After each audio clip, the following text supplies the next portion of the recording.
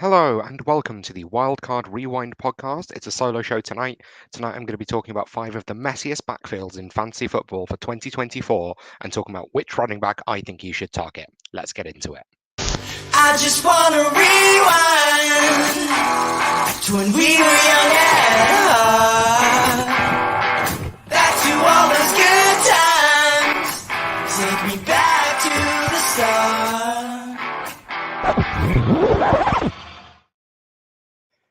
So thank you so much for listening. It's just me tonight, Lewis, the best one, doing another little solo show as Paul and Hannah are both unfortunately busy, getting ready hopefully for UKFFC in a couple of weeks. Or Hannah will be. Paul, we know, unfortunately isn't able to make it. Or potentially they're just getting ready for my birthday next week. It's my birthday on Saturday, so maybe they're just starting to prepare my massive present that we know they'll have in store as my weekly co-hosts. But yeah, so it's just me today, and what I thought I'd do is have a look at some of the complicated backfields across the NFL going into 2024, and have a look at who I think we should be targeting in fantasy. Now, this is always a really difficult thing when it comes to your drafts, when you're looking at, okay, the bell cow running back has kind of died. There's not a huge amount of running backs that actually get the huge amount of attempts that we're used to people getting. I mean, even just from a quick look from last year, there were only 7 backs that had over 250 carries. And I know when you start looking back even further, you start to get into players having well over 300. Yeah, so there were 3 backs that had over 300 carries in 2022. The closest this year was Christian McCaffrey at 272. Derek Henry with 280, and then 2 with 272. So that sort of established bell cow is definitely on its way out. We're not really seeing that anymore, and if we are, it's really only a few players that are managing it. So what we have to do instead is try and target efficiency, but look at where there are kind of complicated backfields that we can target the player that we think might be able to dominate. And it's not necessarily about one of them's going to be the starter. It's about looking and going, well, who here is going to be the value? So we're going to look across 5 tonight, and I'll tell you who I'm more interested in. So starting off, and this is one that I think is more interesting than current ADP seems to make it, which is Miami. So Miami have 3 backs within the top 50 of ADP currently.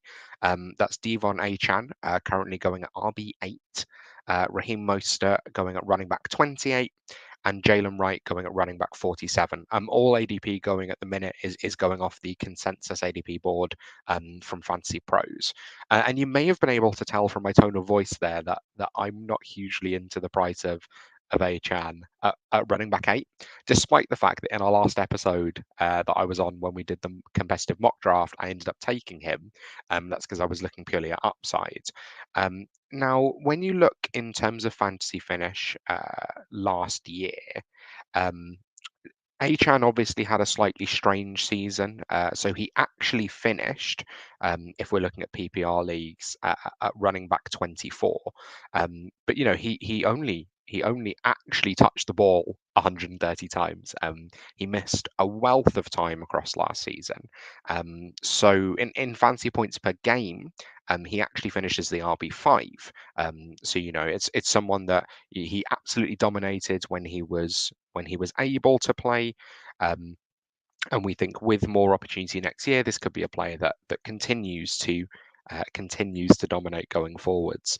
I mean, even when you're just looking at touchdowns, he had more touchdowns on the ground than backs like Breece Hall, Rashad White, Bijan Robinson, Alvin Kamara, James Cook, Saquon Barkley. So he did really manage to get it done in limited touches.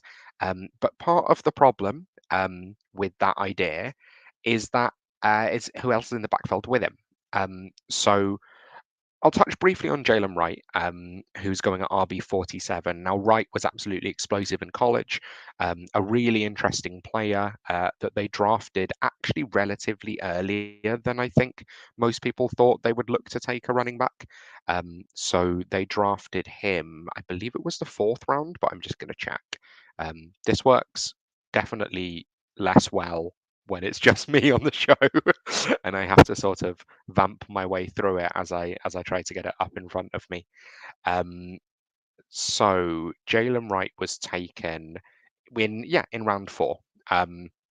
So taken at the beginning of day three, which seems strange when they had multiple backs that performed really well. He is definitely someone that I'm interested in for this year because he's going as the cheapest one. And you'll have heard Paul and I talk quite a lot about always targeting the cheapest player when there's complicated backfields. But the player that I'm really interested in is Raheem Mostert.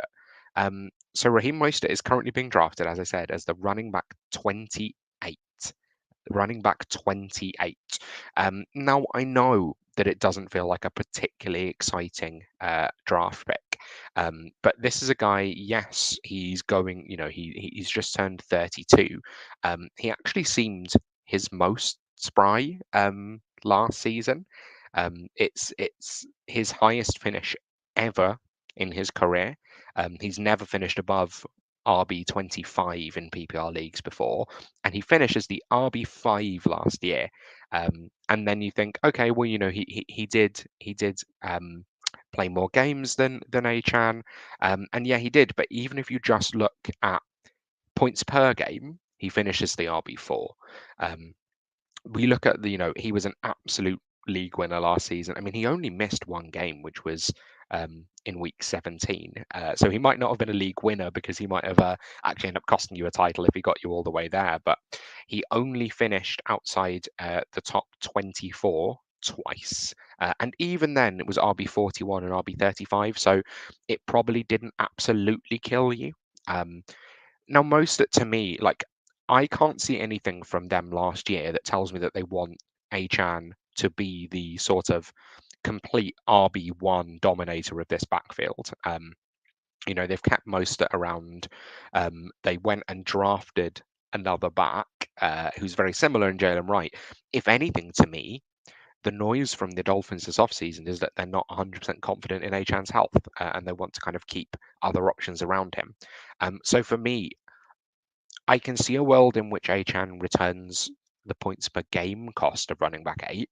I can't really see where he can return the cost of actually finishing at the running back eight.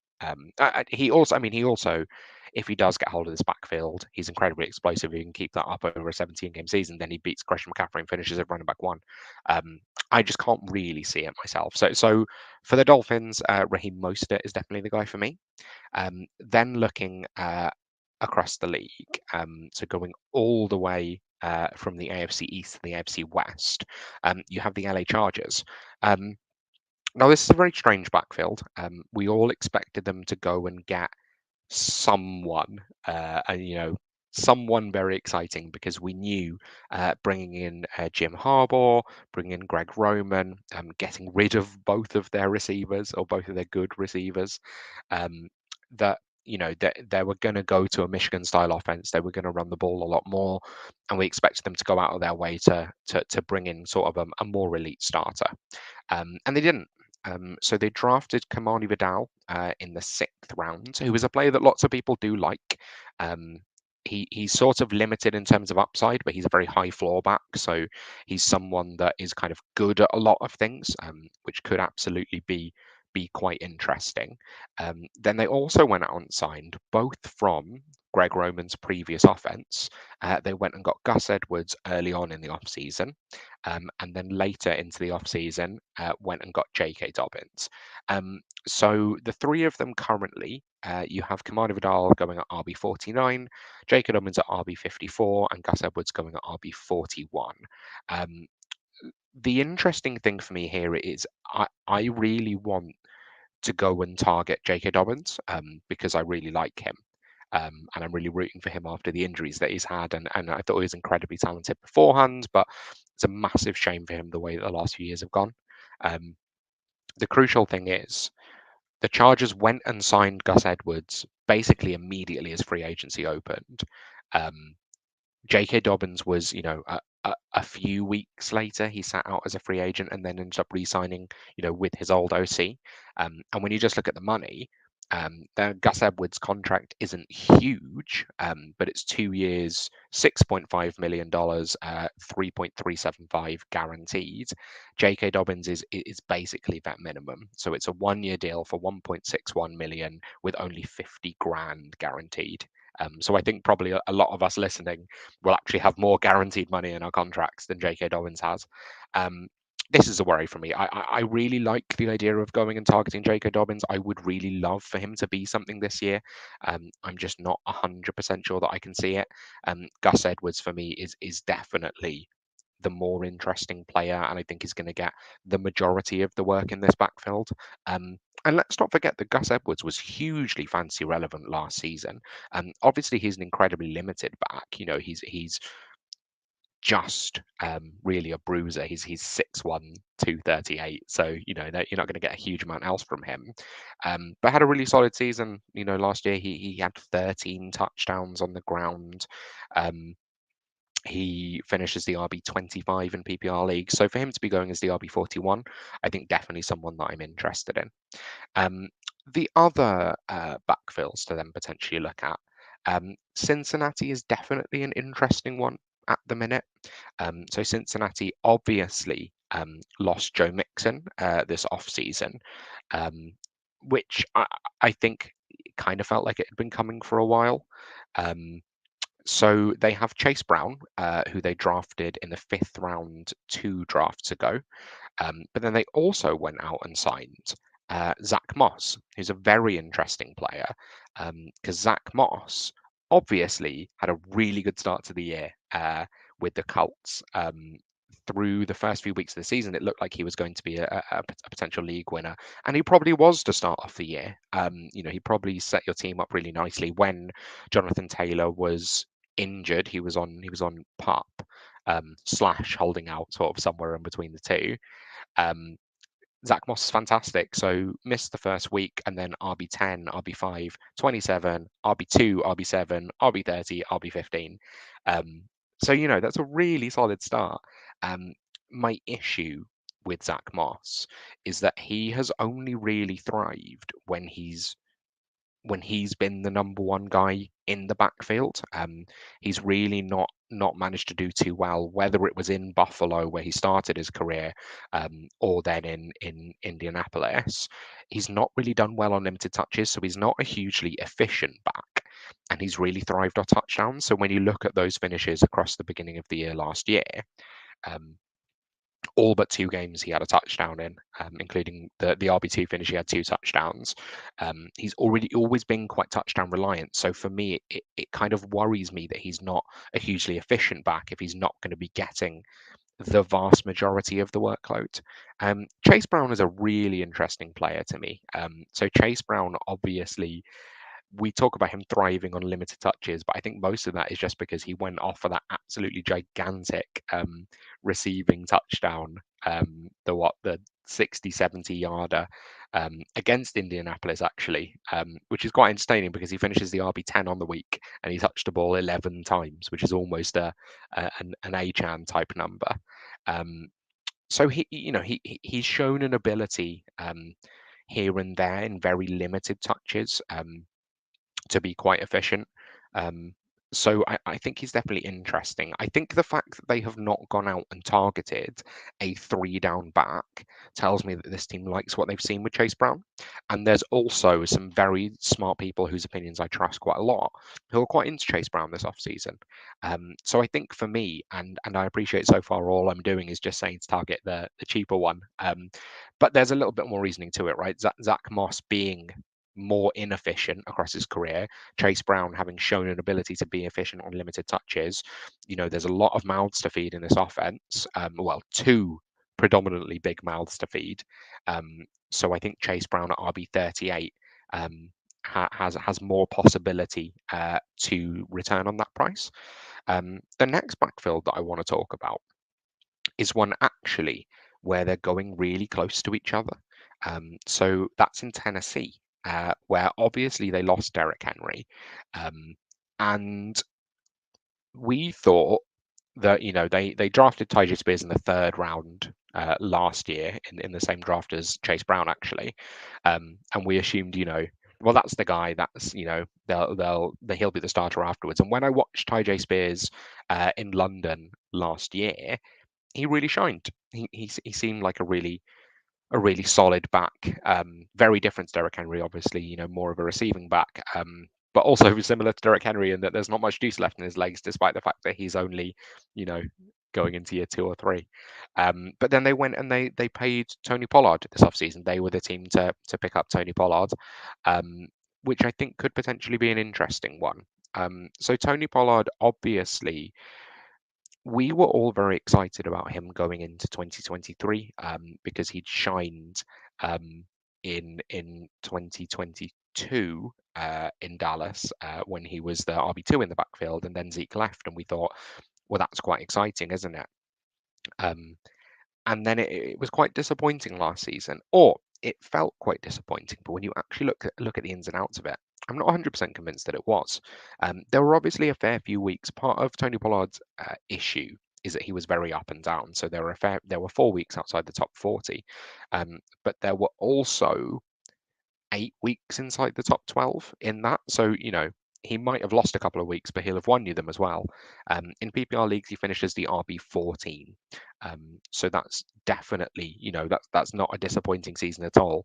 And then when you look at at the ADP, Tony Pollard is going at the RB30. Tyjae Spears is going at RB33. Now, obviously, Spears is a really interesting player. The most interesting thing here is that they've got two backs who thrive in the receiving game, even though they're not a team that I think I would project to pass too much to the running back. Because that's just not hugely what we're seeing. Most of the time they had Derrick Henry, and he obviously is not the most natural of catches, but also because they've just brought in Tyler Boyd, obviously is a really reliable slot weapon. They've got two alpha outside wide receivers in Calvin Ridley and DeAndre Hopkins, and Will Levis likes to, he's quite mobile, so he'll be quite happy trying to scramble and truck someone instead of chucking it to a running back. So to me, like when they're going around the same sort of price range, I'm probably more interested in Tony Pollard than Tyjae Spears. So there you go. There's one where I'm not just going for the cheapest option. I'm definitely intrigued looking at Tennessee have obviously done a lot of work to try and improve their offensive line going into this season. There's absolutely quite a lot of risk here, but Tony Pollard is going at the RB30, and I would not be surprised at all to see him finish as a top 12 running back. Whereas Tyjae Spears, I'd be very surprised to see him be the one to take over the backfield. So I think, when they're both in similar ways, they're both good in similar ways, I'm willing to follow the money. They've gone out and paid Tony Pollard the same. I think it's the 7 million a year for 3 years, which is the same thing that Saquon got and DeAndre Swift got, and it's the same contract for everyone. When they've gone out and paid a running back, I'm more interested to look towards them. So Tony Pollard in Tennessee, I think, is the one I'm looking to. And then the final backfield that I want to talk about is Washington. So this was a slightly strange one this offseason. They obviously have Brian Robinson, who's had a strange and interesting start to his life in the NFL. Obviously, being shot in the legs right before coming in as a rookie, which was absolutely horrible. But then last year, finishing at RB21, never seemed like he was fully trusted by the coaching staff. Not that they seemed to know a huge amount about what they were doing, but multiple RB1 finishes. That's the RB1, not an RB1. Finishes last season. Even back in 2022, it was a little disappointing. It was RB43, but obviously he only played 12 games, and then RB21 last season. But very much kind of more of a ploddler, more of a goal line back. We've not really seen sort of the huge amount of explosiveness from him. He was always sharing the backfield with Antonio Gibson, who's a player that I really like now in New England. But now is sharing the backfield with Austin Eckler. who, for years we've seen as kind of that elite passing down option. And now I can't be 100% sure that he is that after seeing him last season. So Austin Eckler, you'll be surprised to know, finishes the RB 26 last season. That doesn't feel right to me because it just felt quite stinky. And there's so many examples of watching him and seeing him really struggle, especially when he was going at the 102 in redraft last season. He missed 3 games off the back of, he had an ankle injury in week one. So week one he really exploded and he had 26.4 PPR points. But then in the rest of the season he only had 3 games over 20 and had 6 games under 10, and only scored 6 touchdowns this season, which is a huge regression because he had 19 in 2022 and 20 in 2021. Went down to 5.3 targets a game, which is a drop from 7.5 in 2022. So it's really difficult to me. Obviously, he suffered an ankle injury in week one, but we've not heard anything about him being injured the rest of the season. That's kind of the problem, that we really wanted him. We really wanted it to come out that Austin Eckler was injured, and that's why he sort of looked as a plodder last season. But I'm not 100% convinced that he was, which means that it's quite worrying. Out of the two, and this is a quite difficult one because I think Eckler could be interesting. He gets the majority of the passing down work with a new rushing threat quarterback coming in. I'm not convinced how often dump offs will happen because Jaden Daniels has incredible ability to escape the pocket, even when he probably shouldn't. So I think Brian Robinson is probably the more interesting one for me. He's actually a player I've quite liked drafting on DraftKings this off season. So I think he's probably more of interest. I would rather take the plodder whose role is supposed to be a plodder than take the guy who's meant to be a bit more of a dynamic threat, but absolutely has not shown it last season, especially when he's going a few spots ahead of Brian Robinson. I think Brian Robinson's floor is probably about RB 26, RB 27, whereas Austin Eckler's floor is what, RB 70, RB 80, like cut and out of the league by week 3, week 4. Would it surprise anyone if that were to happen? Probably not. So there you go. There you have it. 5 complicated backfields, and I'm going for Raheem Mostert in Miami, Chase Brown in Cincinnati, Tony Pollard in Tennessee, Gus Edwards in LA with the Chargers, and Brian Robinson with Washington. So a really short one today, just a little solo show. Obviously, remember to like and subscribe, to share on X at Wildcard Rewind, and to look at our YouTube channel. You can search Wildcard Podcast Network, and also remember to wish me happy birthday on Saturday, because then I'll be happy and I'll have a lovely time. And isn't it nice when I get to have a lovely time? Thank you so much for listening. See you next week.